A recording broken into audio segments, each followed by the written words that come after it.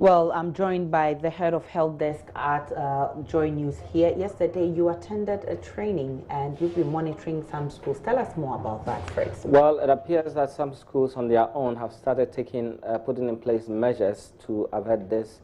The checks we've made indicate that these schools give the kids, or they've taken them through regular hand washing, and they also have hand sanitizers in the classrooms. So the teachers help these children to wash their hands, and where it becomes necessary, they apply the hand sanitizers with alcohol-based, which I'm told is 70% in them. So that's good news for us. Apart from the schools, we also have some businesses putting in place measures. For some of them, their offices have had their doors opened wide. It's opened ajar, so people don't have to be holding the handles of the doors to be opening and be leaving or depositing some viruses or whatever they have in their hands. So that's also another positive thing. And we checked at the shopping malls as well. They've also put in place some measures, so at least people are responding to the advice. Well, we also know about a meeting between the Ghana Education Service and the Ministry of Health. What are we picking from there? Well, we are still expecting a joint statement from them. This meeting took place between the Director General, Ghana Health Service, and the Director General, Ghana Education Service. These two had discussions on how to run sensitization programs targeted at school children and their teachers. And so, you know, in almost every community in Ghana, there are schools and there are school children. So all of the teachers must know how to educate the children or how to sensitize them to ensure that they know what to do to avoid spreading or contracting the disease. But we also know that as some schools are planning to go home or send their kids home for the next 2 weeks, we know about GES, we know about the Swiss school. Have we confirmed that of Lincoln, and which other schools are planning to follow suit? Well, we've not had information yet on what Lincoln intends to do. What we know is the Ghana Education Service, and even that an elaborate statement is expected later on, I'm sure anytime soon. The joint statement will spell out what the Ghana Health Service and Ghana Education Service intend to do, if they should follow the suit of what some countries did by shutting down the schools, or continue running the schools, but put in place some measures. And already, once we know there are some measures in place, it becomes very easy for children to follow and not spread the virus. So for purposes of education, I know you've been doing this, you've been on the beat on this very, very actively, but for purposes of education, some tips for us to stay safe. Number one, wash your hands regularly with soap and running water. Apply the alcohol-based hand rub, which we all call hand sanitizers. And for those who love to have hand sanitizers with them, what you must do, you need to ensure that the hand sanitizers you buy have 70% alcohol in them. And for those hand sanitizers, the moment you apply, you feel some burning sensation, and it will be drying off quickly. Okay. That is it. There are some that are for bacteria. Those ones are very sticky. That's not what you need. You need this.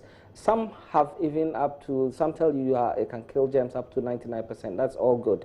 So the bigger the alcohol content, the better. Yeah. And do that. And if you touch, in fact, you're not supposed to be touching surfaces that you don't know who would have dealt with. So if you accidentally touch any surface that may be infected, what you don't have to do is to be touching your face, your nose, your eyes, and the rest. It's easy for the viruses to get into your system through these areas.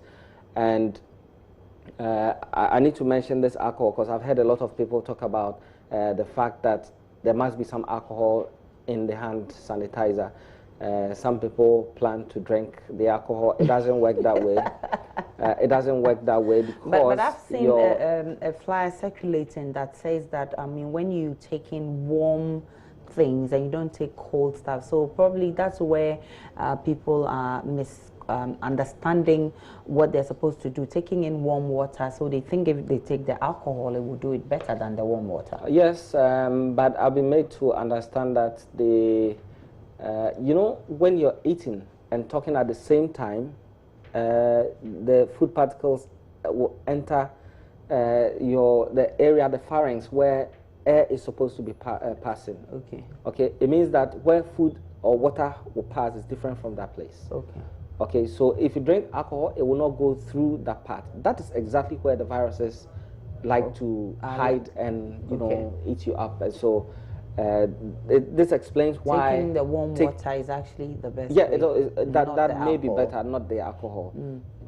Great. So, and also, would you want to dismiss the theory that the virus doesn't stay in hot areas and blah blah blah? Yeah, but because I've heard a lot of people making that case and thinking that they are safe and they don't really care. Yes, everybody around the world must take precaution. You can't leave anything to chance, because we know a lot of people have been killed. Some have been cured, many have been cured, but a lot of people have also been killed by the virus. So I'm not sure you want to take any chances. While this virus is very still fresh, some research or some investigation is still ongoing, Aisha, still ongoing to determine the true nature of this virus. We know the family in which it comes from, and so we can tell easily how it behaves to a certain extent, not fully.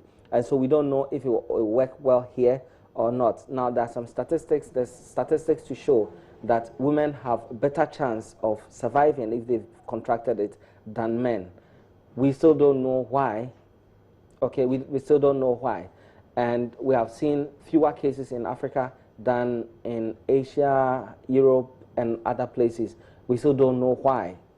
Okay, so in order not to use yourself as the sample or the material for experiment, adhere to the advice given by the experts to do, and I'm sure you'll be fine.